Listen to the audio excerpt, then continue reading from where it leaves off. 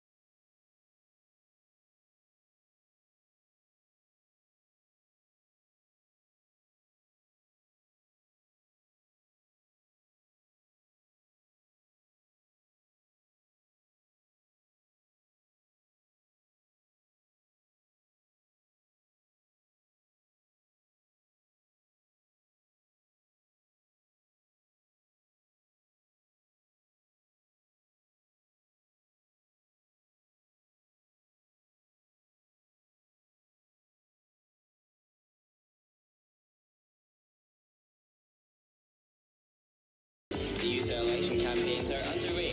I want to EUSA that works for us on the issues that matter to us, winning on things that students care about.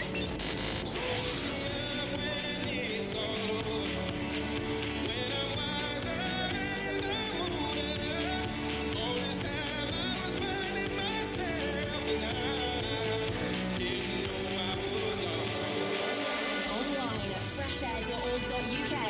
Listen and watch Edinburgh Question Time on Fresh Air News. It's our place to say this is something that needs to happen. It's our place to campaign for it. It's the university's place to find the money for it. Still to this day, the response that we've seen has been overwhelmingly positive. So yes, there are some people that probably think it wasn't the best idea, but to harness song. EUSA is the powerful tool that can enable them to really progress their rights and really improve their experience at the university. On the whole, it's been good.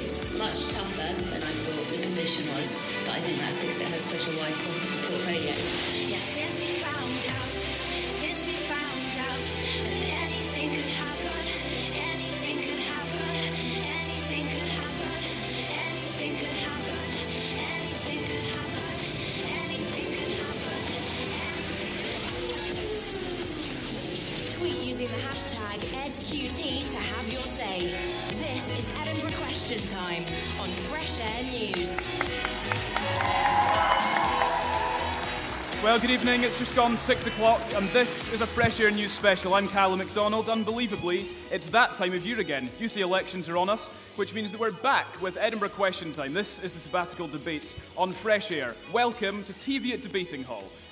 Another year of Edinburgh Question Time. This year, for the first time, you can also watch the debates as they're happening. Just click online to our website. It's freshair.org.uk/debate for that.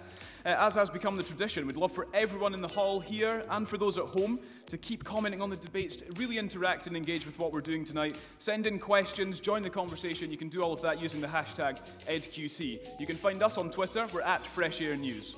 So as we heard there, campaigning is underway. Voting opens next week.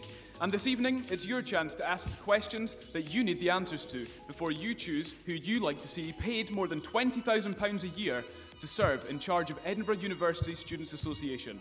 One of the positions up for election is the Vice President of Academic Affairs, currently held by Alex Munyard.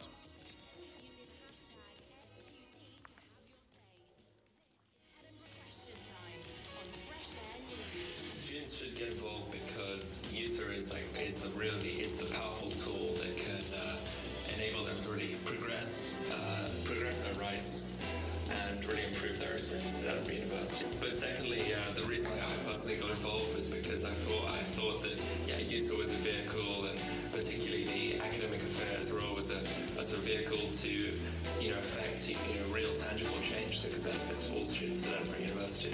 I think there's ways of having it not compromising your studies and respecting the picket lines. I think inevitably there's going to be short-term cost, but it's about the longer-term sustainability and legitimacy of British higher education. What first-hand advice would you hand down to a future successor in your position? The best advice I can give is to constantly reflect on what you're doing, learn from those around you. Online at freshair.org.uk. Listen and watch Edinburgh Question Time on Fresh Air News. So we heard there from the current VPAA, Alex Munyard, and what we're going to do first of all is run through each of the candidates. There are 5 for this position this year, and we're going to get an opening statement from them, and I'm going to be strict on the minute that was allowed to you. So let's start off with Hannah Moe. Thank you, Callum. Hi everyone, thank you for coming out this evening. I think we all know what the main problem is with academic affairs, and I think all of us are going to bring this up, feedback. It's the same problem every year, and people have committed themselves to changing it, and there has been no change.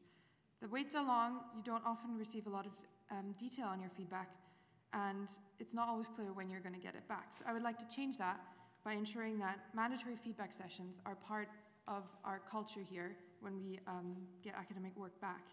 I would also like to provide video feedback of best essays for each school, so you know what the best essay is in the School of Psychology or Biology. I'd also like to increase the transparency of the university, so bring out reports, increase feedback from the students about how the teachers give feedback. and basically bring us more together as an academic family. So I'd like to roll out academic families in a more systematic way. Okay, Sorry. thank you very much, Hannah. That's fine.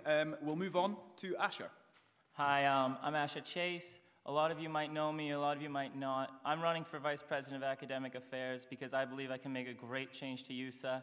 I'd say about most people that I talk to and like I'm friends with and I've interacted with in my time at Edinburgh Uni, either don't know, care about EUSA, they don't vote, they don't matter, like they don't think it matters. I think that I want EUSA to be great. I want it to be an organization where people can come to their academic affairs officer and have a debate, not even have a debate, like have a discussion, talk to me, talk to the other candidates, and I want this to be, sorry. But anyway, on to policy. Ooh, messing this up bad, guys. On to policy, I think that we should have, I do philosophy, and during the midterms, we have, all of our essays are due on the same day. I had 3 essays due for the 27th of February. I think that's messed up. It causes stress. Thank you, Asher. Sorry about that. Don't worry, don't be nervous. Just speak what you mean. Speak what you feel. All right, let's move on. We'll go on to Dash. Hi, I'm Dash, and I'm running for Vice President of Academic Affairs because I believe the university is increasingly run as a business that's thinking about profit instead of as an academic institution that values people like you, people like lecturers, people like staff. I believe we're being marginalized and we need to take charge of our education again. There's 32,000 of us and not enough of us are being thought about. We need to take charge of our teaching and learning structures. These are the base. I mean, this is where all our learning happens. We need to take charge of our learning resources, more library resources. We need to take charge of our assessment structures since that's what our degree comes down to. And we really need to take charge of where the academic direction in which our university heads. I've got a lot of policy to cover a wide breadth of issues because I'm a maths and music student exposed to very different campuses, and I've got a wide manifesto to cover that. Hopefully you hear a lot more about that later. Dash, thank you very much. Mike Yeomans is next. Yep. Hi guys, my name is Mike Yeomans. You can find more about me and my policies on my website, myvpaa.com. First of all, a lot of you might have noticed I haven't really been campaigning that much. You haven't seen a lot of me. That's because I'm very purposefully choosing to make the electoral promise that I'm not going to go door knocking and I'm not going to do lecture shout-outs because I think they're intrusive, they're obnoxious, and it's not a culture I appreciate and feel it should be part of EUSA, particularly with the lectures. It takes up time of a lecture. It's stopping you learning. That's a bad thing. So I'm going for a light footprint approach, and if you agree with that, I hope you read into my policies. The main thing I see the problem is with the university is the basic teaching. A lot of it is actually very good, but there are a lot of other areas which can really be improved. The university has some of the tools to do that, but it's just not doing it. And we can implement best policy from other sectors, such as Physics 1A, and take that to apply to other courses and see what works and make the overall teaching experience 10, better. 9, I think I'm the best 8, candidate because I've 7, proven my 6, commitment to the teaching 5, throughout EUSA. In my 4, second year, I did a huge amount of 3, work in the 2, School of Social Political 1. Science. Thank you very much, Mike. Sorry, that's a minute there. And last but not least, Will. Hello everyone, my name is Will Thwaites and I'm running to be your Vice President of Academic Affairs. For those of you who don't know, the National Student Survey did a survey of over 100 universities, and we, the University of Edinburgh, came bottom for student satisfaction. I personally think that's shocking and I want to do something about it. I want to make sure that all lectures are recorded by either video or radio. This gives students the opportunity to review the material as well as use it as revision material during exam times. I also want to make sure that all tutors are paid fairly for the amount of work that they do. This will help to promote more qualitative and informative feedback. My final main point is, I want to make sure that students have the opportunity to talk to their tutors about problems they've been having with their class. That's why I'm arranging to make sure that all students can get one-on-one tutorial sessions with their class tutors so they can discuss problems with their course. Thank you very much. Thank you, and thank you all. Thanks very much. And just a reminder for the audience, if you'd like to get involved, do just put up your hand and we'll get to you for any questions that you may have. We're going to start with one that was submitted via Facebook, and it does go out to all of you because there's this common feeling among the VPAA candidates that feedback needs to be improved. So Ellie asks, how do you plan to fund this, better feedback that is, when tutors are already paid so badly and aren't even paid for the hours they work in the first place? Dash, let's start with you. Tutor pay, I think, is the first thing on my manifesto, and it's a large issue that's being coordinated across the UK. The principal himself admitted in his little question time that it has to be reviewed again, and we can pressure them. We've got the money, but it's a countrywide campaign that we need to push for First priority is paying the tutors to have the time to teach you. They currently allocated 10 minutes for work that takes you hours and takes them working for free.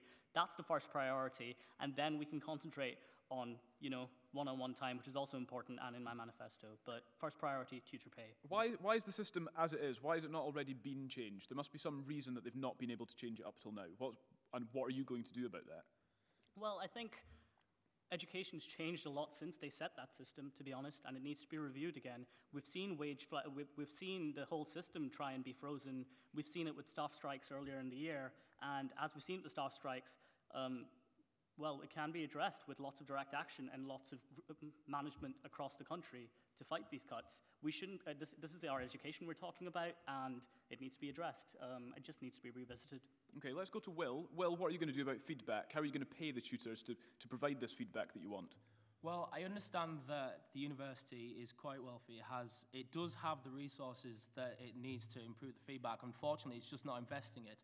What I think is that students should stand up for what they deserve. They stand up and tell the university that they want this better tutor pay. They want the tutors to be paid fairly for the amount of work that they're doing. And that just comes from constantly having discussions, having talks with the people that have the money to discuss with them why they should get the better pay, because they should. Hannah, what are you going to do about tutors' pay and feedback? Well, I think I would agree with what has been said so far in terms of the resources are there, but I think the university values our teaching staff based on the impact factor, how many papers they churn out, how much research they do, and that generates money for the university. Now, I think the student body should have a way of not punishing, but definitely providing a stick for teaching staff who don't teach well. So to have, say, a feedback factor rather than just an impact factor that determines how much support they get for the students they can hire. Sorry to interrupt, is there any concern that by putting that sort of power in the hands of students and letting students say this teacher is bad, it's a very subjective thing, is it not? One teacher is bad to one person and amazing to the next person. Well, if only one or two students' opinions would be taken, that would be very objective. But I'm looking at it more as an objective system that whenever on my ed you receive feedback, there's automatically a box for you to go, how useful was this feedback to me? How would I rate it? Is this typical of this tutor? And provide a system where it's just part of the culture that the student also gets to say how valuable this feedback was and not just have to take it as it's been given to them. Asher, through your university career, have you struggled with bad feedback? Is it something you've found to be a problem?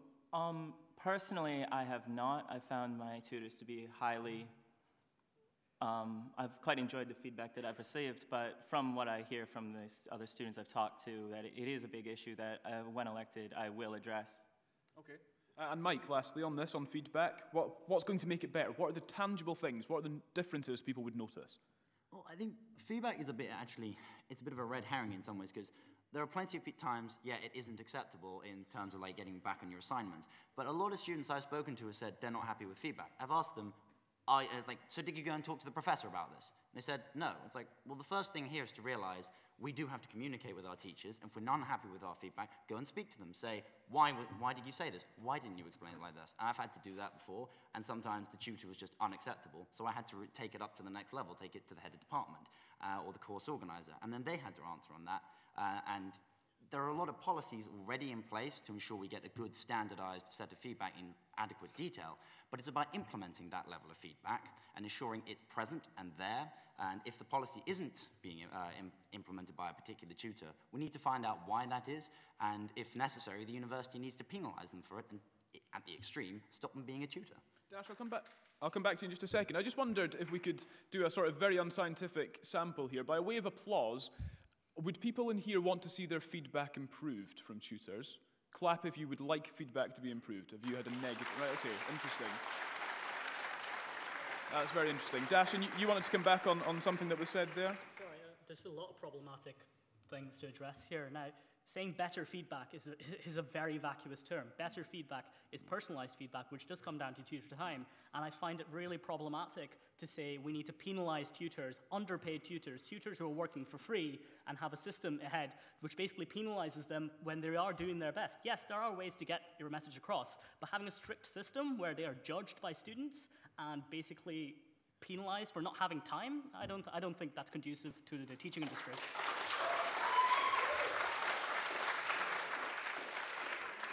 I agree that using the stick method is not the best, but I think the evidence is clear that just using the carrot, the teaching awards, has not improved things.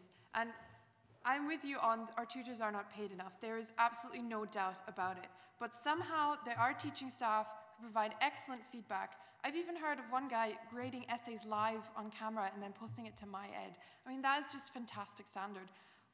Why are not all staff able to do this? And yes, it is pay, yes, it is time, but somehow some staff have managed to overcome that. And I would like to use those staff as a best of practice to bring it around to other people. Just to quickly say something about how Michael approaches his getting feedback, that's very admirable that you spent that much time and energy, but I know for myself, there is no way I could have chased up every single essay, every feedback sheet and explained. And I'm more about changing the culture. It has to be part of the culture to provide good feedback and to create a space where your students can come get feedback from you without having to chase you up. Yeah, Mike, come back to that, on that. I'm sorry, I don't respectfully, I just disagree with that. I sent an email to the tutor and they answered, or I went and knocked on their office. It was really easy, just go, I'm not happy with this, or can you justify what that was? Is the issue that the feedback is good enough, it's just that students aren't going for it? They're not getting involved themselves. The tutors are there, they're offering their services, but students don't care. Sometimes that's the case. It's definitely not always true, and there are cases where tutors are just bad quality, like giving poor and low standards of feedback. And in those cases, it needs to find out, is it that they realize they don't realize they're giving the level of detail in the feedback they require? Or is it actually something more that they're just pretty not doing this quality as required? And in that case, they need to be trained to give better resources. And then something like the Institute for Advanced Learning, that was set up to help provide better teaching. It's not funded enough, and that's by people who are approached to do the work for the IAL. They have told me it's not funded enough, and the university needs to focus on that to train their teachers to give good feedback. Okay. Well, I think we'll move on from feedback for now. Will, I wonder if I could just pick up on something that's in your manifesto.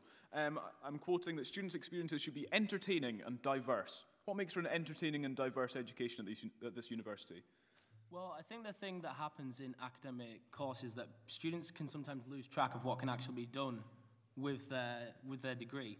Now, one of the policies that I'm enacting is actually a project that I've currently been doing a trial run in the maths department, which gives students the opportunity to embrace the research that is done by this university. This university came 17th in the world, and I think that the reason why that is because there is some excellent research being done, and as students, we need to embrace this research. So the project is called Research Shadow, and it gives students the opportunity to shadow a researcher, to discuss with them what kind of research they're doing, potentially in some courses and in some areas to actually get involved in the research. And ultimately, it gives students to diversify the knowledge that they have about their course. It gives them an opportunity to experience what actually happens. And I think most of us would agree that we find our courses very entertaining, we find them very enjoyable, and having this opportunity to embrace them in a real-world application is just fantastic, and I think it's something that we should all have an experience of. Thank you very much. A reminder, just for questions from the audience, there's a hand up over there if we get a microphone to that gentleman. Just in the meantime, Dash, I read again from your manifesto that you're looking for progressive free education. Courses designed by students, I believe was a phrase I read in there. What sort of courses do you think we can expect that are designed by students? Well, there's been a lot of projects in terms of curriculum co-creation, in terms of students having a direct say on how a course is being taught. Now, there was a system that was trialled in Birmingham City and a variation on that in Dublin, where over the summer, students are hired by the university for each department to directly work with lecturers on how a course is designed. Now, lecturers know their knowledge, they know what they're talking about, but often don't know how to teach it to students. And students know their learning. We're experts at our learning, we've done it all our lives, and we know when you learn well. And students help influence how that course is taught. So together, we have students and staff working together, creating better courses that are accessible for students. Okay, I think Hannah wants to come back on that just before we take that question, but let's go to Hannah. We already have a sort of framework for that. It is badly advertised and not clear, but there is a possibility for students to be part of I think it's every 3 years, to review how the courses are working. There's even a paid advertisement on Sage for £350, so it's a well-paid job if anyone's interested. And basically that framework is there, but it needs to be better advertised and it needs to be more formalized. Not just one student feedback writer per course. Okay, so Dash, are you picking up on something that nobody knows about and claiming it as your own? No, well, it's done in it's done in a couple of departments, and it's badly organized. We also have the student council that has some say, but this is students directly working for a long period of time as consultants with lecturers. It's something new. It's curriculum co-creation. It's what we're heading towards in terms of a democratized education, and I believe students need a direct say in that. Okay. Reminder, you can tweet along this evening. It's #EdQT if you'd like to send in comments or questions, and we're going to take a question from the audience here. So what do you plan to do to engage with students on other campuses, such as out at Dick Vet, out at Easterbush, or College of Art, or some of the other little buildings that you don't really notice as part of the university? Okay, thank you very much. Asher, let's start with you. What are you going to do to get out and about? Well, I mean, I'm an incredibly personable person. If anyone from any of these campuses wants to talk to me, I'll talk to them. Heck, I wouldn't. Are you going to go and engage them, though? Or are you Yes, expecting that's them what to come to you? I was about to Okay, say. I would not even mind. I would absolutely, maybe like one day a week, I could come down, set up like an hour or two where I talk to the people there, get feedback on how they feel their academic time could be improved, what they like, what they don't like, and I would work to make some policies to help them out. That's what I'm all about. Okay, thank you very much. And I will go to Will at the far end there. Well, I think the fantastic thing about my policies is that they are universal. Everyone can benefit from my policies. They're not specific to any particular course. Now, these other areas that are not necessarily highlighted as much, especially during the campaigns, first of all, I'd like to point out that I have been speaking to members of the New College. I've been speaking to members of the Medics College. And I've heard what they've been saying, and they've been saying things like they're dissatisfied with their feedback, they want more contact hours, they want to talk to their tutors. That's the reason why I wanted to enact these policies, because they give them better feedback, gives them more contact hours with their tutors via the one-on-one tutorial meetings, and ultimately just getting them closer to their staff. Because that's the important thing, is bridging the gap between the students and the staff and making them more interconnected, giving them more information and getting a better academic experience overall. Okay, Mike? Oh, well, the campuses like Easterbush, Little France, obviously they're a bit more out of the way, and so it's important to have the physical presence there, and so if it's possible, if it were feasible, I'd love to have like an hour a week where it'll be announced that your Vice President of Academic Affairs will be sitting there effectively as a coffee hour, and you can come and ask them, or you can raise any questions or problems with them. Beyond that, the website that I have, my VPAA, would transform into just a general comment thing, so that I would be your VPAA. You can go, I don't like this, or ask me a question about the problem. I want to change this. That would be the way I try and make those policies personable. There is also the extent that some, like medics and vets, to an extent, I know they do feel separate from the rest of us, not just because they're isolated in terms of campus, but because they're very different schools. They're run by different external entities. The Medical Council of the UK, they run the medics. And so the university has far less say in what they do. So to an extent, they get very sick of EUSA's politicking and trying to say, oh, we're here for your vote. And so to an extent, I'm not saying this is acceptable, they don't want to hear from us, and if they'd love to come and talk to us, or they'd want to come to, I'd be very welcoming and try and set up a coffee hour and also a website to get to allow that access. Before we come back to a couple of comments from the guys that have already spoken, we'll just make sure that we get round everyone. Hannah, are you going to have a coffee hour, or do these people not really want to hear from you?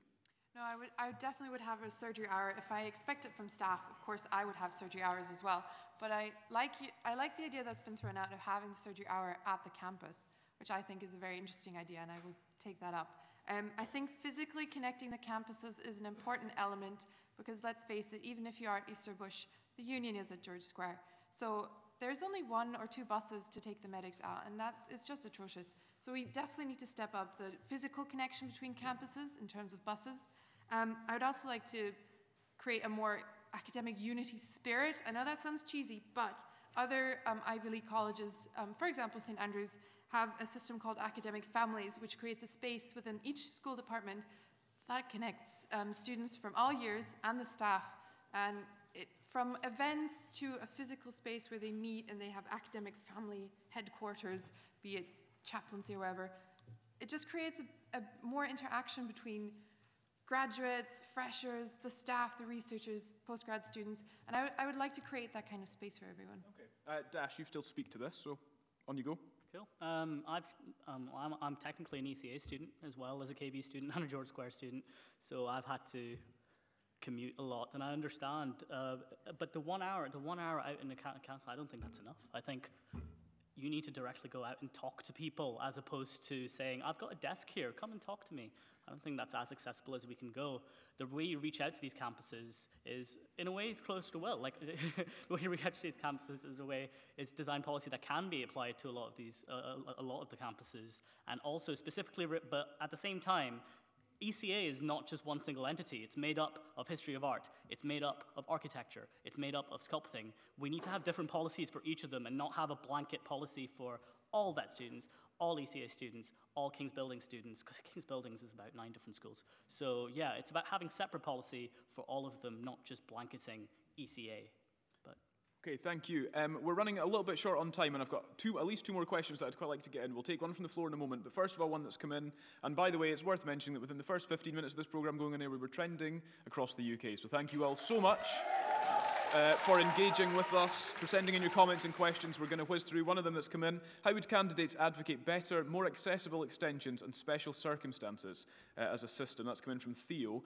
So let's just whiz across the table. We'll start with Hannah. Well, I think this will come up later with the presidential debate as well, that support systems need to be more in place. So that would be a project that both the VPAA and services and president will have to work together on. And I think, quite frankly, our presidential candidates can cover that better, because I am focusing very hard on better feedback in my campaign. And of course, that involves better communication. So if you have a problem with special circumstances, if you have the safe academic family space, it'll be easier for the staff and you to communicate on that. Okay, thank you. Asher. Yeah, a big part of what I want to accomplish, besides making the EUSA a more open and friendly organization that everyone wants to be a part of instead of kind of shunning, is with the deadlines, it's one of the backbones of what I want to accomplish. Is I don't believe students should be punished for turning in work late. Like, obviously you have to get it in, but being punished for turning in work seems counterintuitive. You're at school to learn. You should be at school to learn. You should be at school to, if your essay's poor, get a bad grade. But I believe there should be a lot less than a deadline, like maybe a few days where you can get it in, and more accepting from the chairs of the schools. Okay, Dash? In terms of support, it's really, really important to recognize that mental health is also an academic issue, and we need to, basically, I've got several things that pertain with that. Personal tutors will have mandatory mental health training so that they will reach out about deadlines. I've got a system in place that will guarantee 3 days between every deadline, which will also release a bit of stress. And yeah, mental health is something that's incredibly important. Accessibility is incredibly important. I've got a whole section of my manifesto about that. Mike, on to you.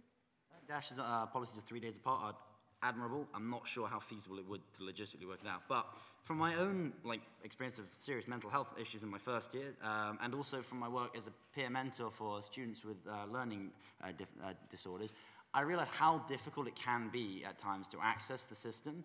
But the system is there, and it is actually I found it was very good once you were able to get in and once you feel brave enough to go and access it. So it's about getting the university to have greater dialogue and communication with us to make it easier to access the systems and let them know, so they let us know that it's a way to approach it in a less intimidating way, and make it easier for people, make people aware of where the counselling service is, because I know some people just don't know where the counselling service is. That needs to be far more commonly made, and so then once you're in there, you're in the system, and then once you're within the system and it's made accessible and understood about, then it becomes easy to access. So dialogue with the university so that we are aware of the special circumstances stuff. If we can solve that, then I think we'd solve the rest of it. On to Will. Excellent. I think my policy of getting one-on-one meetings with your class tutors is an excellent solution to this to this concern that some students have about special circumstances. The main reason why I wanted to have these one-on-one meetings is that it is very flexible in the sense that it can adapt to any particular circumstances that the student may have. I think that it's a fantastic way for students to communicate with the staff. I think it's a fantastic way for them to get across any concerns they might be having about their special conditions. Ultimately, I understand that my manifesto does not focus entirely upon special circumstances, but the important thing to remember is these are not the only things that I can do. I have so much more potential to focus upon these special circumstances, develop solutions that are practical and effective. And I think that that's definitely something I will focus upon if you elect me as your VPAA. It's a very interesting point. My one-on-one tutor meetings is some way to try and develop that, try and improve it, and make it better. Okay. Thank you very much. We are running very, very short on time. We will have to move on to the next group of candidates. So let's just have a round of applause for our Vice President Academic Affairs candidates. Thank you all. And just before we move on, just a couple of comments that have come in via Twitter, the hashtag, of course, EdQT.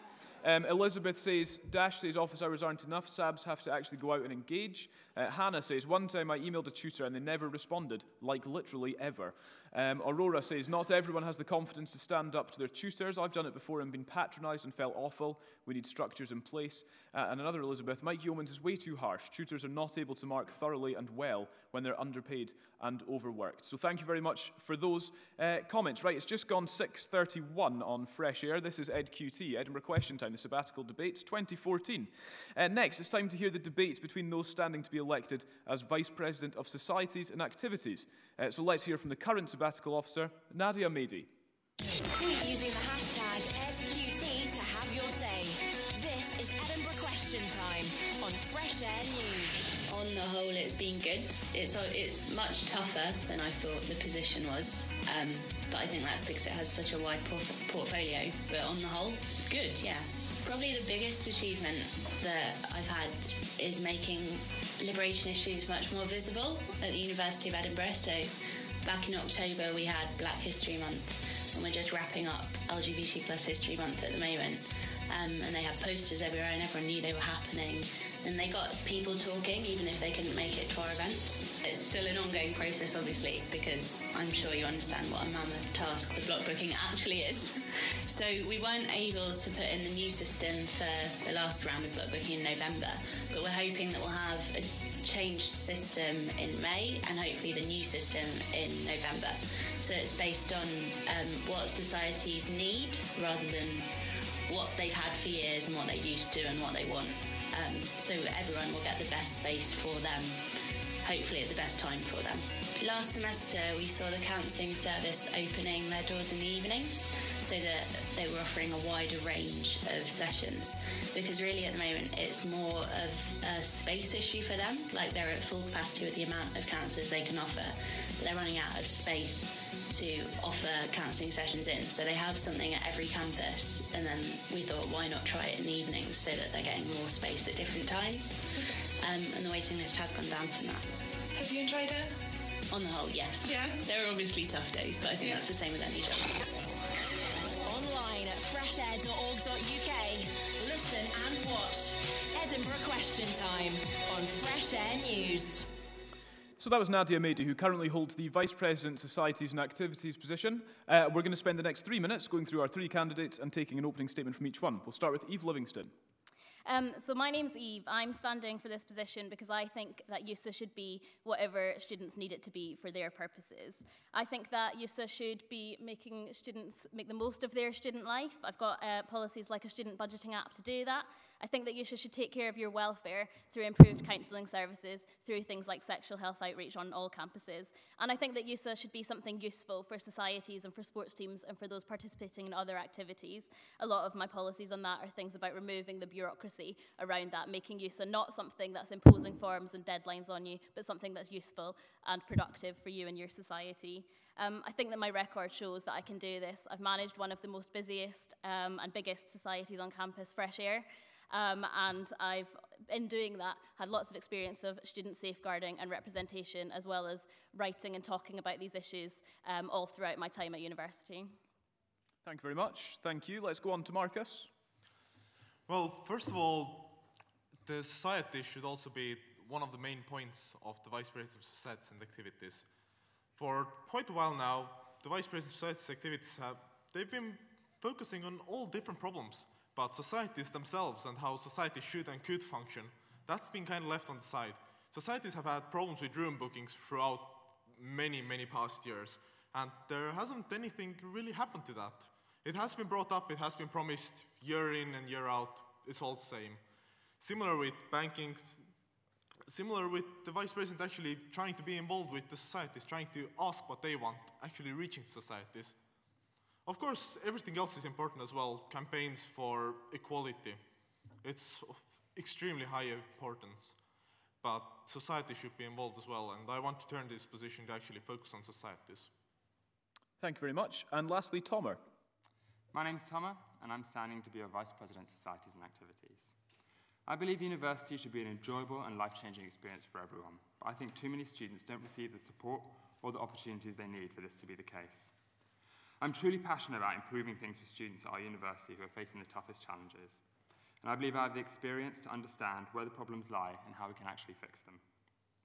Last year, I was coordinator of Nightline, which not only gave me experience of running a big society, but also of providing an actual support service to students. I've also been a EUSA rep for the past 2 years, and I've sat on numerous university committees.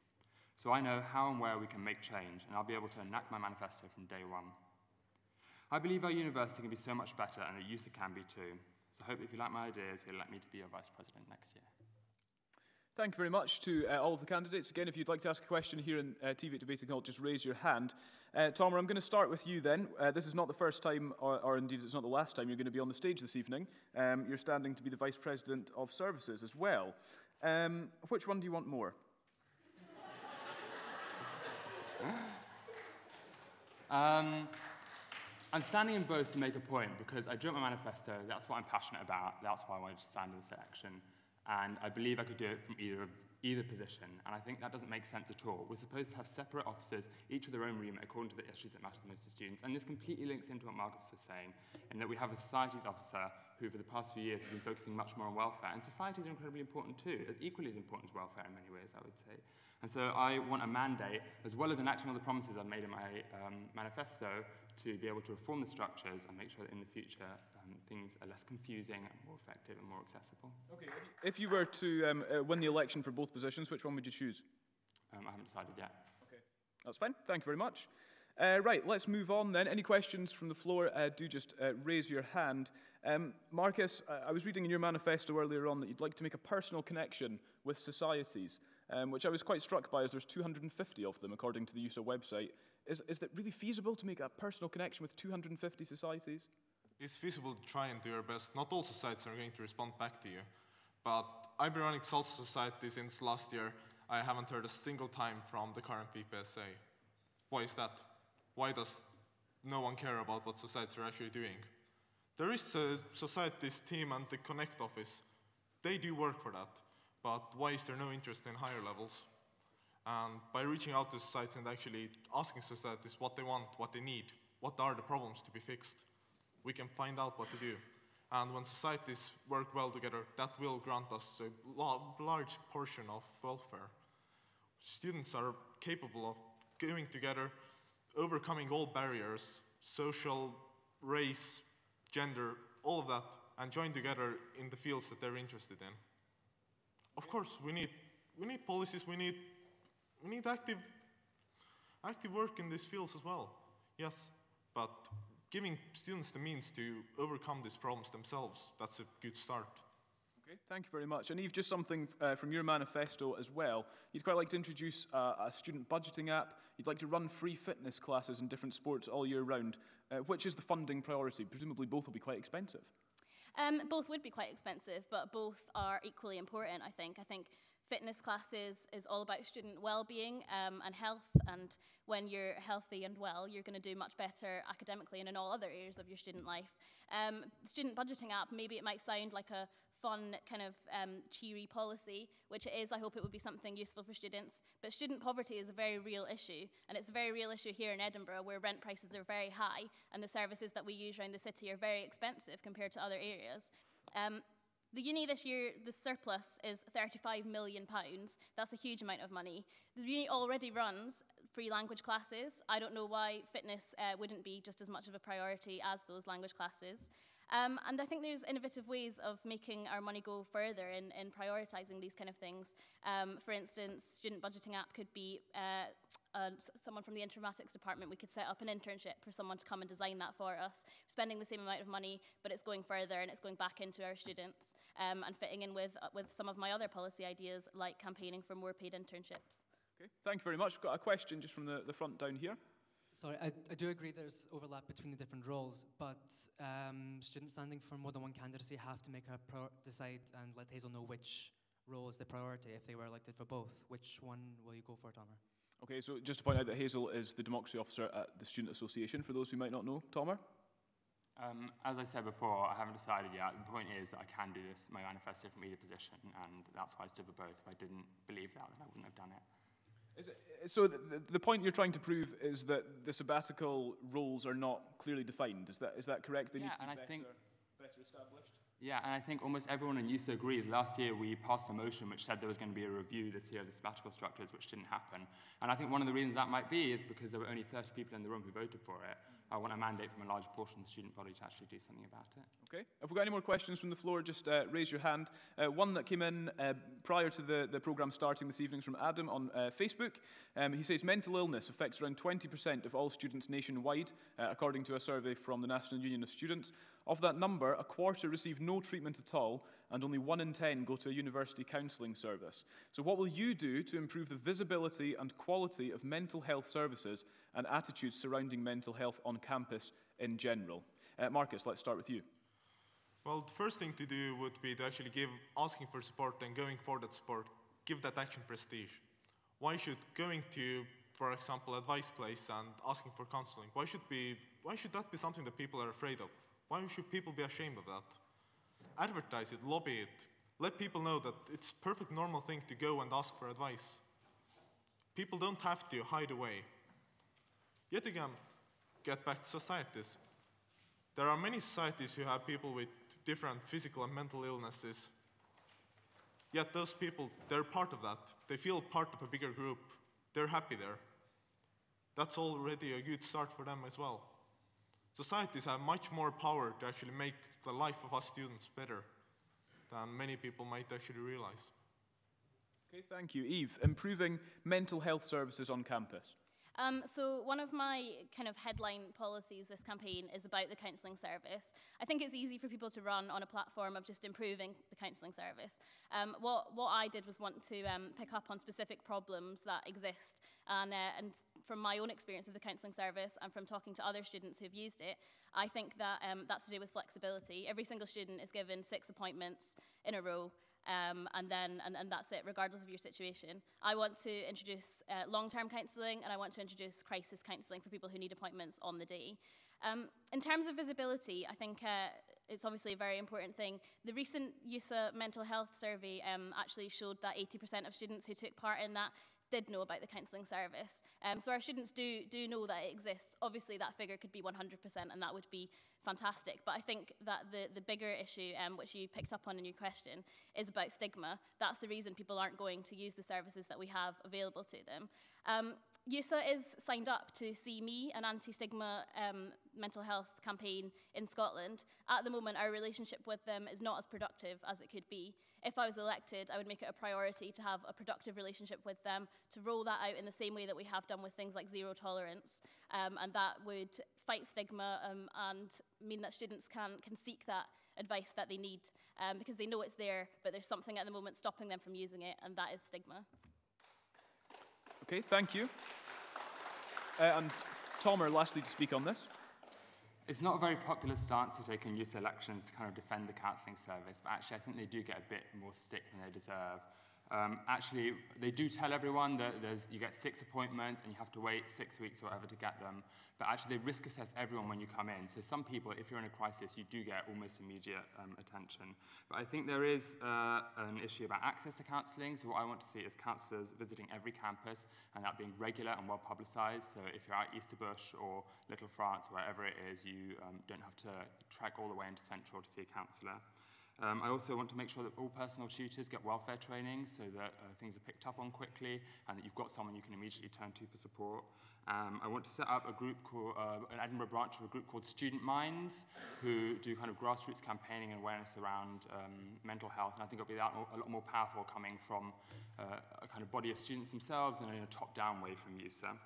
And also, I think we need to address the fact that NUS Scotland ran research a couple of years ago called Think Positive, which found that things like academic stress and money problems are exacerbating mental health problems. It's one of the main reasons they're on the rise. So I want to do things like introduce a reading week in semester 1, because it's a very long and intensive period. I think it'd be a lot better if people had a break in the middle. And we need to be doing things like paying our staff a living wage and cutting the cost of accommodation, because it's just not acceptable the way it is at the moment. Okay, thank you very much. Right, let's take another question from out in the audience there. Hi Tom, I have a question about your video where you talked about accommodation services making £48 million per year. I did some fact checking on this with Hugh Murdoch, who obviously in his role as president sits on loads of finance committees and stuff, where he said that through their commercial services the profit of accommodation services is £1.8 million a year, which is reinvested back into subsidising student rent and things like that. So I was wondering where you got those numbers from? I got it from the university's annual report last year. Okay, thank you very much. We've got another... What can I say? That's what Fine. I think it's down the front here. Yeah, we'll take another question from the floor. Hi, I'm going to say a bit of answers in between. Tomar is kind of right, but also Hugh kind of is. They're different figures and they both relate to slightly different things. I'm just going to interrupt and say that this is Kirsty Hay, who's the current Vice President of Services at EUSA. Yeah, that's fine, Kirsty, just for people at home. Vice President of Services. I wanted to ask a question about Societies Council. So I've sat on that this year, but none of the seats have ever been fully filled. In fact, there's less than half the members on it than there should be. So what are you going to do to try and encourage our societies to get more involved and get out and get them involved? Just quickly, what does the Societies Council do? Sorry, so Societies Council is, every year we have a Super Society Sunday where societies can all come, they get training on how to run things, and then societies can stand for election. Societies Council does things around trying to get societies more engaged, more active. It runs the Societies Awards and anything else that they want to do. Okay, great, thank you very much. Right, Tomer, Societies Council then, it's not really getting the turnout that it would be nice to see. What are you going to do about that? I think it completely goes back to the sabbatical structures. You know, we have a VPSA who's, actively saying she can't focus on societies because she has to do so much work on welfare. If we had a dedicated societies officer who, like Marcus said, was engaging regularly with societies, then there'd probably be much better turnout, a much better relationship with EUSA, and I think it'd be a lot more positive. Okay, Marcus? Societies Council does not directly depend on the structure of sabbaticals. So Societies Council depends on whether people actually know about it. For a long time, while still being involved with society and leading a fairly large society, I had no idea how it actually works on the higher level. Then when working with Societies team, then I learned how it works and I joined Societies Council. Yes, there's an awful lack of people, but mostly it's because people do not know it exists, people do not know that they should or could take part in it and make a difference. Okay, thanks. And Eve, the Societies Council, how are we going to fill those seats? I do kind of agree. I think that people don't know what Societies Council is doing and how important it is to be involved with them. I just want to pick up on the idea about the restructuring of sabbatical positions. I absolutely think there's a place for that conversation to happen. But I would kind of disagree with this false dichotomy that we seem to be making between societies and welfare. I think that welfare isn't something that's just tacked on to the end of this role. I think that it's something that every elected representative has a duty to talk about because it affects every aspect of student life. Societies and welfare are completely intrinsically linked. And one of my policies is to empower underrepresented groups to run for committees on their society, but also things like student council. I think Societies Council, sorry. I think that you have to start there. I think you have to start with empowerment and liberation, actually, and that those things aren't separate from societies. They're completely linked and linked to everything within this universe. I think Tomer wanted to come back on that. Yeah, I completely agree that societies and welfare are linked, but also welfare and education. I think it doesn't make sense for them still to be in the same position because they need dedicated officers each.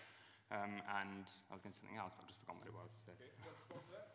Yeah, I mean, just like I said, I'm not actually arguing with the idea that we should have that conversation. I think there's definitely a place to restructure the sabbatical positions and to go even further and bring in a women's officer, for instance, is something I'd really support. But the only point I was trying to make is that it seems to me a completely false separation to de-link societies and welfare and equality and diversity in that way. Fresh Air News was speaking to Hugh Murdoch a couple of weeks ago, the current president, just in the run-up of, or well, I suppose the last few months of his presidency. It was an issue that came up during EdQT last year about the potential of adding, I think particularly at that time actually it was a women's officer, and he was saying that this year it's just not been feasible. They would have had to cut money in other places, they'd have had to find additional funding. It would be expensive if we were going to add more sabbatical officers. Is that a concern that they wanted to do it this year and they weren't able to? What's going to change next year, Eve? I can't say that I know completely the ins and outs of the costs of what it would cost to restructure the sabbatical rules, but I think that the kind of similar point to that I made earlier, money exists. It's not endless, but we have it in EUSA and we have it in the university, and it's all about prioritising. I think liberation is a priority. I think a women's officer is a priority. And so I think that if the money exists and it's going into other places, for example, the university plans on spending £1.2 billion on buildings in the next 10 to 12 years. Buildings are great, we need more space, but we also need more empowerment and liberation for underrepresented groups on campus. So I think that it's all about prioritising and moving that money around. Okay. We had a question on liberation come in on Facebook earlier, so we'll probably return to that, but let's go to Marcus just now. Well, first of all, I'll come back to your last point that you'd like to control how societies elect their committees. Yeah, I mean, I'll come back to that. That's not quite what I'm proposing. Okay. That's more or less what you said. Well, let's respond to it now then. Okay. We'll come back to Marcus for whatever it is, what you'd like to say next. But Eve, let's respond to that first. Okay, so in my time as Fresh Air Manager, I'm really proud that our committee this year was 50-50 split by gender. In my role as manager, I know that EUSA imposes things on societies and that societies don't really like that. I haven't liked some of the things that EUSA have imposed on us, and I feel like sometimes they are just setting deadlines and giving us forms to fill in and all this stuff. But in my role as manager, I did things like introduce an accessibility pledge, kind of like the safe space policy that we have, and also a bit like the mainstreamed learning adjustments that we have in our academic studies. What I did there was introduce things like just very easy, simple changes that societies could make. Okay. Always using a microphone. I mean, it's a disability one, but always using a microphone when we're doing meetings, things like that. I'm not asking anyone to elect a certain number of people onto a committee. I'm asking to empower them in different ways, and for that to come from the societies themselves, from the ground up. Right, let's go back to Marcus to continue what you were saying before. And repeatedly you're saying that we should have, for example, a women's officer. Why don't we have, for example, a Chinese officer? Or any other less represented person, less represented group of people. Yes, there's lots of female people in the university, and yes, they have issues that are not addressed, and they're put into a lower position. But there are many other groups that have the same problem. Why should only one thing be focused on? If I can just remind the audience to just show a little respect at times. These candidates want these issues answered, students want questions answered, so let's just respect that. Thank you. Eve? So I believe in intersectionality. I think that people they're not oppressed in one way, they're oppressed in lots of different ways that intersect. But when we're having this conversation about gender, more than 50% of our students are women, and they're facing issues every single day. Every time I go to Big Cheese, I'm sexually harassed. Every time my friends go to Big Cheese, they're sexually harassed. I spent last summer doing dissertation research on lad culture in this university. I spoke to 21 students who went to this university, and consistently women were telling me about their experiences of sexual harassment, of feeling like they couldn't run for committees on societies, of feeling excluded from university life, and in all those different ways. I think that we can't ignore those issues, and I think that as a man, you can't claim that you know that these things are affecting women and they're not as important as issues affecting other people. I think there are people that are oppressed in all these different ways, but 52% is a huge proportion of our university to be excluded from all the things that are going on all the time. Okay.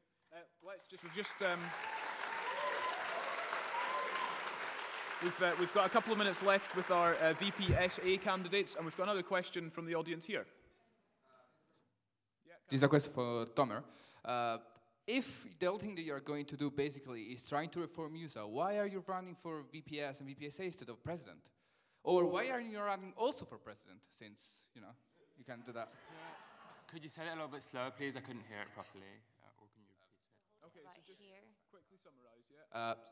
Why are you running for VPS and VPSA if the main thing that you want to do, or the only thing that you want to do, is to reform the EUSA sabbatical rules, where as in you could have actually run either for president or also for president?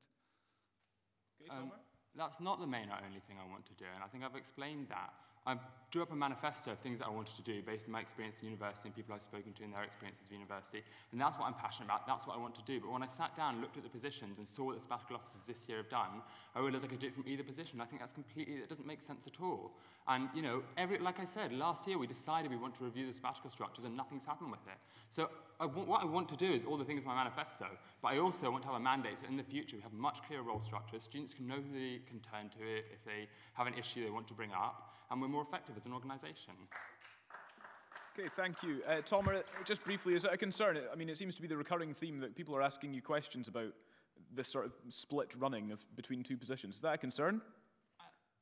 I can't deny that I knew it would be a controversial decision, but I really believe I care about how EUSA works, and I think it could be so much better, and I honestly didn't believe that anything would change unless I took a stand. That's why I did this. Okay, thank you very much. Let's just have a final round of applause then for our VPSA candidates this evening. Thank you. And I'll just quickly run through a couple of comments that have come in on Twitter as well, not direct questions, just kind of commentary of what's going on. Max says, a student budgeting app, our VPSA shouldn't be building apps, they should be engaging with students, improving welfare and developing societies. Lydia says, questions about mental health again for VPSAs, very important issue, good to address it. This one from Liam, we need a full-time welfare officer, I can't believe other unions have one, but we don't yet, he says, so it seems that he's hopeful for that. Again, thank you to the VPSA candidates. Right, coming up to 5 to 7 on Fresh Air, this is EdQT, the sabbatical debate. And it's Vice President of Services up next, charged with looking after EUSA's commercial side. It can often lead to controversial decisions being made, as the current sabbatical officer, Kirsty Hay, found out. Tweet using the hashtag EdQT to have your say. This is Edinburgh Question Time on Fresh Air News. My role is VPS, so I cover the commercial side of the organisation, but then also the financial, estates and buildings and ethical and environmental stuff. So there's quite a lot to keep tabs on, but they're all things I'm very interested in, hence why I ran for this role. I think it's quite exciting how they all link together, I suppose, how the commercial side and the ethical environmental side especially, and the whole procurement of your goods and things linked together, but also about, you know, I think it's the most fun role definitely, because you also, the commercial side is the fun side of the organisation, so yeah, there's a lot, but that's the fun of it. So all the money that we make is reinvested back into the Students' Association. So there's all of our support services and the representation we do, and also investment into our commercial services all come from this money. So various things like society offices and the advice place, but also if we want to redo one of our bars or put on a big night that students really want to see, we don't want to pass on all the cost to them, so sometimes that gets subsidised and things like that. Online at freshair.org.uk. Listen and watch Edinburgh Question Time on Fresh Air News. And welcome back to TVIT Debating Hall, where the candidates for Vice President of Services have now joined me on the stage. Thank you for your continued interaction on Twitter. We're really enjoying reading your comments. Hashtag, of course, EdQT. Right, let's start off then the VPS debates by taking a 1-minute opening statement from each person. We'll just work down the table. So let's start with Tasha. Hey, so I want services to be more enjoyable, more inclusive, and more sustainable. Balancing a part-time job, a society committee position, a rep role, and a languages degree, while still having a social life, means that I know how crucial the support of a great students' association can be. Our services should be cheap and fun. Student interest should be at the centre of all our commercial decisions, and we should make sure that our students' union is a place that you want to be on a night out and where you get the best deals. Our students' association should be inclusive. Every student should feel safe and comfortable in our unions, and there's no reason that George Square should have the best facilities. And finally, our union should be sustainable. We should continue to fight for the divestment from arms and fossil fuel companies, and I will work with and lobby the universities to create a carbon-neutral strategy. Vote Tasha for a Vice President of Services who will support you to work hard and play harder. Thank you. Let's move on to Luke. My name's Luke Campbell. I'm a second-year student working towards my BA Honours degree in Community Education. I firmly believe that we have the responsibility to do all that we can to improve the life of every person and every group that we come into contact with. If it makes their life better, then it gives our life meaning. It does not matter whether we personally identify as a member of that community or not, we have the duty and responsibility to do what we can and what is in our power. This is what my degree is about, and this is the ethos that I want to bring to the EUSA through the role of VPS. In terms of my personal background, I'm current convener of education from Moray House, a resident assistant for the university's Res Life team, a volunteer English assistant at Southbridge Resource Centre, and of late I've been working as an equality officer with LGBT Youth Scotland ahead of his full-time 7-week placement throughout April and May. Previously, I've organised events around International Holocaust Memorial Day with future ones lined up for renewable energies, combating poverty within Edinburgh, Jim Reed Foundation, and transgender awareness. Thank you. Okay, thank you, Luke. And back to Tomer. My name's Tomer, and I'm standing to be your Vice President Services because I believe EUSA can play an important role in cutting the cost of living for students in Edinburgh, improving the standard of housing, and making our society a fairer place. I want us to be paying student staff a living wage, so our members can rely on us as an employer who won't leave them in poverty. I want our services to work for students with cashless catering in all outlets and student prices for students during the festival. I want the university to stop profiting off students. They made £48 million from accommodation services last year. I also want them to guarantee international students they don't have to pay a year's rent up front when finding a flat. Finally, I want every student to feel safe in Edinburgh, which is why I'll put laptop lockers in the library and introduce a safe taxi scheme so that if you're out and don't have the cash to get home, you can just give the driver your matriculation number and pay the uni back later. This is just a flavour of my ideas, but I hope that if you like them, you'll vote for me to be your VPS next year. Okay, thank you all. Right, questions from the floor. Just raise your hand again. Tasha, I'm going to start with you and a couple of manifesto points, if that's all right. I was reading that you'd like to make a fun and exciting student union. What's boring about it at the moment? I mean, it's not completely boring, obviously. We have had a lot of great events this year. The Beer Festival, the Pleasant Sessions, they were great. I want to expand on this. I want more big name acts, more live band acts. I want more student input on what kind of nights we actually put on in our union. I feel like students don't get as much input on the kind of events we do put on. So if we have more student input, I feel like our events will be better attended and students will get more out of the experience. It's interesting as well that something you're proposing is more club nights. Now, if I'm not mistaken, this has been tried several times before, and often it doesn't really work out that well. Yeah, that is correct. Yeah. I feel like ones that have been trialled out before have been decisions that have been made by the EUSA staff and not particularly mostly the student opinions have been like taken into consideration for it.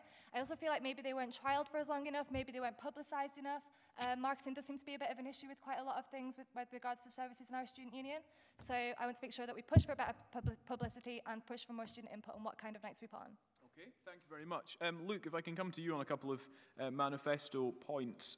One of them is closer bonds between staff at the university. I think I was reading. Staff with trade unions. Staff with trade unions? Yes. Is that correct? Oh, apologies for that. So how are we going to garner those closer bonds between staff and trade unions? Having studied at Moray House, a lot of the staff at Moray House are part-time working with, for example, disability students or other roles that tend to mean they're only there 1 or 2 days a week.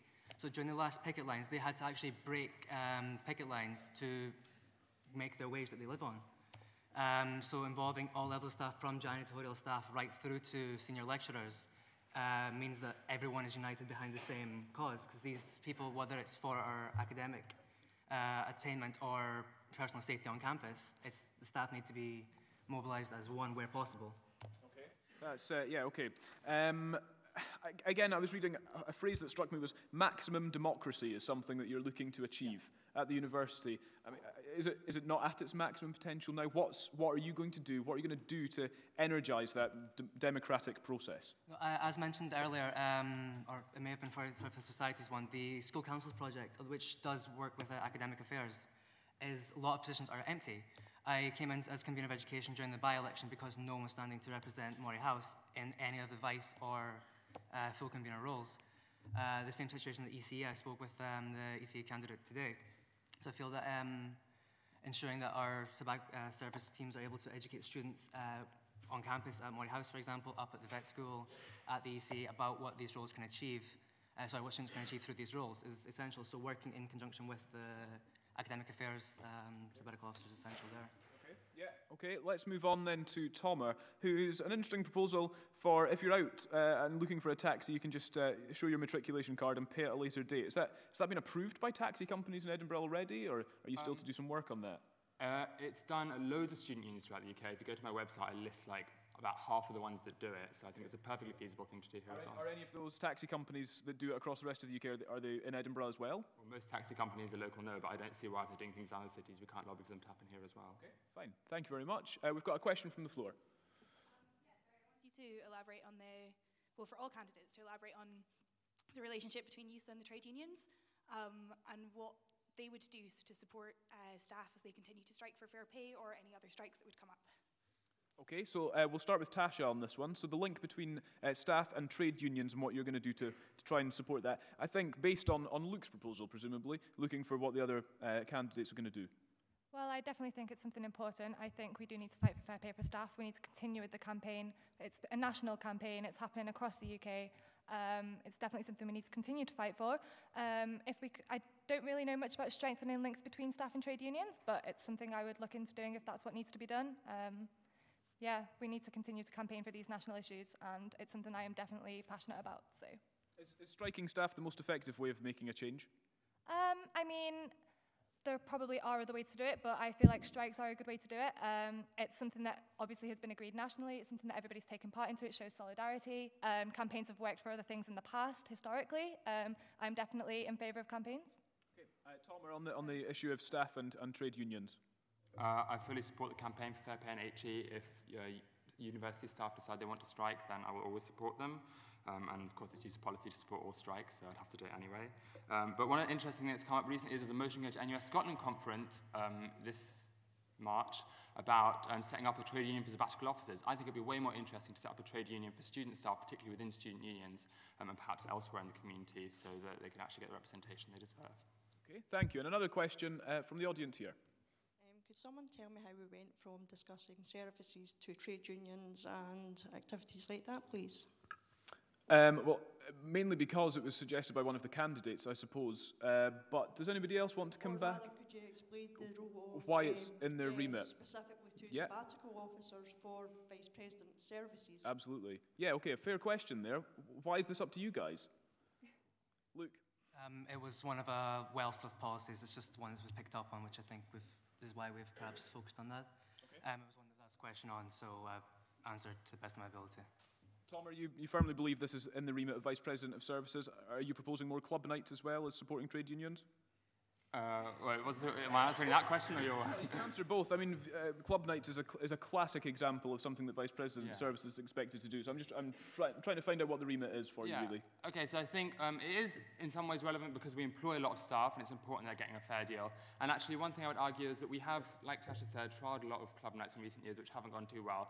And I would actually rather we're investing that money into doing things like paying our staff a living wage.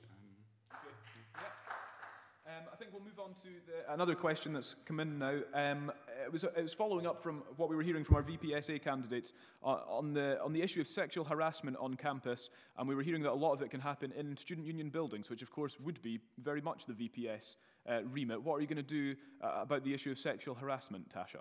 Okay, well, it's definitely important that we raise the awareness of our zero tolerance towards sexual harassment on campus. We could do this through a number of ways. One of the ways which I think would be good if we introduced a uni-wide complaint system. An anonymous complaint system online would be quite a good idea because then people don't have to feel uncomfortable about going to speak to somebody in person if it's something that they don't want to do. But also if we did have somebody who they knew they could go and speak to and it would be anonymous and confidential, we could also do that too. I think it's something that we need to open a discussion around, that it's definitely an issue, things aren't working, and we need to find a solution to this. So. Okay, Luke, what would your solution be? Actually, one part that I'm still currently investigating is in Dundee. I grew up in Dundee, so I know a bit about what's happening there. There was a nighttime service on Fridays, Saturdays, and Sundays between the hours, for example, 1 a.m. and say 6 a.m. in the morning. If we had where you could go to if you're having issues in the nightclub area, it was based in the central hub of the nightclubs in Dundee. Having something similar, like the night ambulance vans that tend to be stationed ready to go around the city. Having something similar to this based in Bistro Square, where our events take place, that they can go to between these hours outside of when normal offices will be open. Having someone they can go to and speak on the spot that's away from perhaps where the incident's happened, so they can do a little bit of distance themselves a little bit from the incident, and having it based locally where they'll be, so it's not they have to wait till the next morning and go speak to someone then. Okay, and Tomer? Yeah, well, we have our zero tolerance policy, but I think the reports from most student staff, or in fact most staff in EUSA are employed by EUSA say that it isn't good enough, that they don't get enough education, it isn't maintained, it's just like a one-off session. So I think we just need to be really integrating it in the work that our staff do, and making sure that if staff know and students know that if students report sexual harassment on a club night, they will be believed and perpetrators will be recorded, and police will be called if that's what the victim wants, and they'll be thrown out if necessary. Yeah. Okay, great. Another question then from the audience. Thanks. Hi. Thomas, I believe in your manifesto you've got an idea to have a system for gowns for graduation. Why aren't you lobbying the university instead to have gender-neutral clothing options, as it's really transphobic because you have to have either trousers and a suit or a dress as the gender that's assigned to you from the university? I completely agree with you, and that's going to be part of the campaign as well. When I was looking at the graduation requirements last year and about the clothes, it's ridiculous that, for example, it says men are allowed to wear cultural outfits, but women aren't. So I completely agree with you, that will be part of the campaign, but you know, manifestos are limited, and that's why I put in just a bit about gowns, but I completely agree with you, and I would do that as well. Okay, interesting. Again, just raise your hand if you would like to ask any of our candidates any questions this evening that are particularly getting to you. The hashtag, of course, EdQT, which is still trending, which is frankly brilliant. So thank you very much for that. It's a good boost to know that everybody is interacting and engaging with what we're doing this evening. So thank you. We have another question from the audience. So, for 6 years now, EUSA has been financially suffering. So, what are you going to do to cut the EUSA deficit? Right, okay. Thanks, Mike. EUSA deficit. Tomer, what are you going to do? Where are you going to find some extra money to make up that gap? Well, from what I've heard from Kirsty's campaign, is the deficit has been cut, and we're going to have a surplus this year. So it's not that much of an issue anymore, but I think it's just important that we maintain, we monitor where our money goes, that we're not running projects which is just expenditure, and that we invest our money carefully, so it's actually going towards the right things, like, for example, paying our staff well. And just a quick fact check, Kirsty, are we cruising for a positive financial outcome? Okay. As long as nothing goes catastrophically wrong. Okay, interesting. So in that case then, let's change the question slightly. How are you going to make EUSA into an even more profitable organisation? It's always good to have too much money to spend on all the policies that you guys are proposing. So Luke, what are you going to do? One of the ideas I was discussing with a friend the other night was, well, at last student council meeting, the situation, I'll explain the context. At last student council meeting, Nightline had to come and ask for money because their funding had been cut. So the student council opted to give them part of our budget to continue with their fantastic work. I was speaking with my friend about introducing something like a jukebox and TV where people once it pays for itself, the surplus then goes towards funding services such as this, and organising other groups such as the Assist Card to come give presentations and educate students on what they can do to help out with similar situations. Okay, Tasha, are some of your ideas, are they involving taking more money for EUSA? Yeah, of course. Let's make EUSA the one place that people want to be on a night out instead of wanting to go elsewhere. If we increase footfall in our unions, we're going to create more money, it's going to be more profitable, it'll be great. Also, let's stop taking out contracts for plants, like 10-year contracts just to hire plants so somebody can come in and look after them. Quite costly, we don't need that. So let's just reread all of our outgoings and make sure that, you know, we're not spending money in places it doesn't need to be spent. Wow, there you go. Who knew? Okay, any more questions, just raise your hand. Luke, something in your manifesto again. Safety for cyclists is a big issue. Is Edinburgh more unsafe than other places to be a cyclist? Are you going to have to educate all the drivers in the city on how to cope with cyclists? Not necessarily more dangerous, but with the campuses being spread out, I know, for example, I would have 10 minutes to get from Moray House to George Square for my lectures last semester. I was just speaking with the council about what can be done. There's a new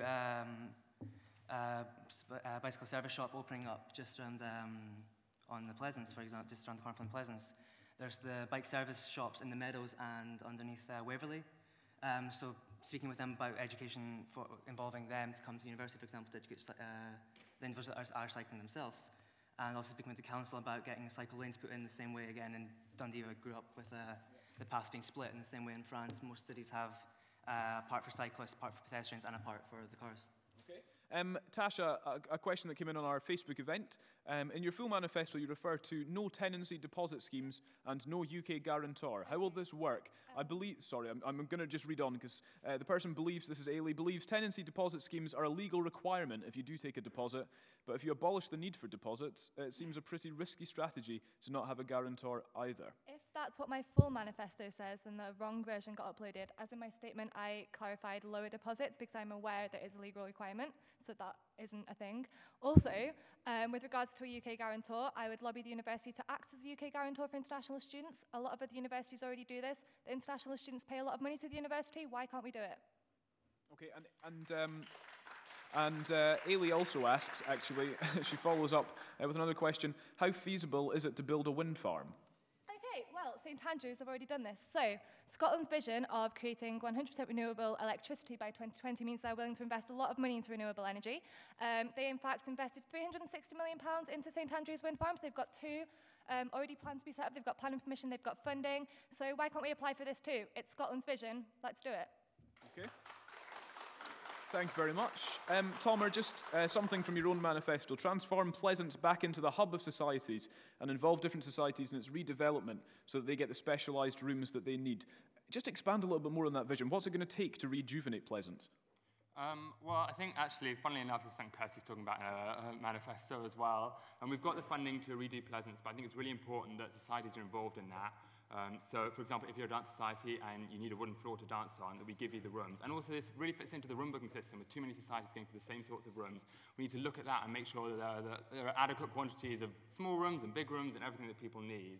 And I'd like to see Pleasance more of a hub of societies like it used to be, because I think that over the years, it did used to be the hub of societies, but now everything's become more and more Bristol Square-centric. And even though it's still pretty close to the central campus, as someone who has studied in other campuses, I think it does make a difference to have everything a little bit more spread out, so it doesn't seem like there's central and everywhere else. I think it's good to have more of a spread.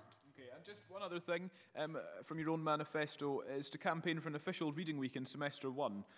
Is this just an excuse for a holiday? Another week off for lots of people? Or? Absolutely not. Academic stress is a major underlying factor for a lot of people's mental health problems. I think it's really important that, well, I think everyone I've spoken to on the campaign about this has been really supportive because everyone acknowledges it's a really long and intensive period, and I think it would be much better, a much more positive environment for people studying if there was a break in the middle so they can catch up on work. Yeah. Would you support the idea of a reading week in semester 1, Tasha? Is that a good idea? Yep, however, I'm aware that the reading week in semester 2 is also being taken out next year, so it's not going to be in either semester unless we make that a thing. I was also talking to some of the students about Innovative Learning Week who said that they don't get Innovative Learning Week due to their courses and they'd rather see these kind of events throughout the semester so that everybody gets the opportunity to go to them. So. And Tomer wants to come back on that? Yeah, another thing I'd like to point out is that a lot of courses already have reading weeks, but there are different times. Some people are doing outside courses where they don't have a reading week and inside courses where they do have a reading week, so it just makes sense to have them all in the same place. And also from next year, the revision week at the end of semester 1 is being cut, so I think that's an extra argument for having a break in the middle for more time to catch up on your studies. Okay, thank you very much. Any more questions from the floor? Please do just raise your hand. Lots of comments coming in on Twitter still. We're sifting through some of those, and we'll come back to them in just a moment. But first of all, a question from the audience just up at the back there. Yeah? Are any of the candidates actually doing anything, like for the Vice President services, doing anything to encourage participation from mature and international students? Okay, a great question. Mature and international students, are you guys going to do anything to encourage engagement with them? Tasha? Yeah, definitely. I mean, what kind of engagement is it that you want in innovative... What kind of engagement is it you're asking for in what part of services? Okay, we've still got the microphone on that. That lady, yeah. Do you not think that's a question that you should actually be asking during your campaign rather than just now? Yeah, I'm just... As in, you want more support for international students? Is that what you're asking for? Like, what have you taken into consideration for mature and international students? For international students, for example, within my policies, the non-UK guarantor, it's not okay that some international students are asked to pay their whole rent up front. Like, that's why I want the non-UK guarantor for international students. And particularly mature students as well. Mature students is in the same question here. What are you doing for mature students? I mean, I want to offer a wide range of services that cater to everybody. So, like, for example, the events and entertainments. I feel like we only cater for a very minority of students in our university. Why don't we put on a wide range of entertainments, not just club nights, have entertainments that mature students would like to go to, get their input, get them to come in, get them wanting to come to our student union, take part in things and get actively involved. Okay, and Luke, mature students, are you focusing on them in your campaign or are you ignoring them? My course itself, there are 13 of us and only 6 of us are under 25. My course, we've experienced, my classmates have kids, some of them have full-time jobs. Sometimes they have to miss class for reasons affecting them from their family or from their job. One of my classmates had to actually apply to his job and say he would be sick just so he could come to an exam. So in my video I said that we need to find, I may not have all the solutions yet, but we need to speak to mature students, such as the ones on my course, speak to the liberation officers, find out exactly what services are putting what lack of services are putting a threat to them continuing with their education. If someone has to consider dropping out because of family commitments or because of work commitments, trying to maintain a family and raise kids at the same time as studying is a very, very difficult task. So I want to find out exactly what we can provide to ensure that there's no threat to them no threat to them continuing their education. Okay, and Tom, are international and mature students, are they getting any focus in your campaign? Absolutely, because I'm a part-time student and an international student, so it's very close to my heart. One of the things I've been doing this semester already is campaigning, doing a lot of work around student carers. I really want to lobby the university for funding for a mature and part-time student officer who can work in the advice place and provide dedicated support, but also be engaged in EUSA's entertainment activities, because often what happens is things like teddy bear picnics are run for student parents, when actually they might have kids who are 15 years old and wouldn't come to that over their dead bodies. So it's really important that we have someone who's actually a dedicated member of staff focusing on mature and part-time students, and I would definitely advocate for that. Okay, thank you very much indeed. A final round of applause for all the VPS candidates then, thank you. And just a couple of comments that have come in on Twitter during that discussion with our VPS candidates. Liam says that Thomas Spence has a great idea of redoing Pleasance. It should be where societies are. Fraser says there's already cycle education happening. They were at ECA just the other day. And Harriet says, on the issue that we started out on, if you don't support strikes, then you don't represent me. No vote for those who don't. Right, 7:20, this is Fresh Air News. We're live from TV at Debating Hall this evening for Edinburgh Question Time, the sabbatical debates 2014. And it's time for our last group of candidates to take to the stage and face your questions. The person in charge of EUSA is the elected president, of course. Hugh Murdoch currently holds the position and faced personal struggle as well as professional hurdles during his year in office. He told Fresh Air that he was pretty happy with the progress that he made for students. Using the hashtag EdQT to have your